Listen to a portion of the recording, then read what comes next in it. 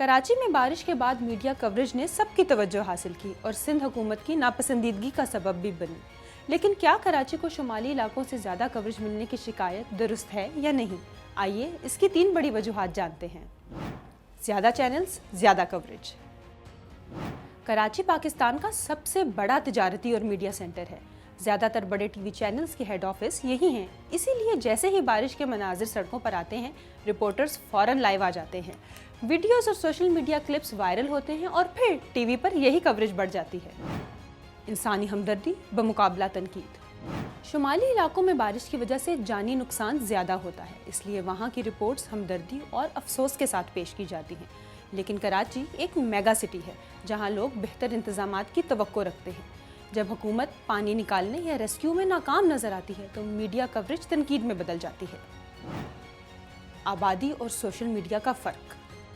कराची की आबादी 2 करोड़ से ज़्यादा है। यहाँ इंटरनेट और मोबाइल सर्विस भी दीगर शहरों से बेहतर है। इसीलिए बारिश के दौरान वीडियोस फ़ौरन वायरल हो जाती हैं और मीडिया भी इन्हीं मनाजिर को हाईलाइट करता है। तो कराची को ज़्यादा कवरेज बज़ाहिर कोई साजिश नहीं, बल्कि ज़मीनी हक़ाइक़ की वजह से एक फ़ितरी मीडिया रुझान है।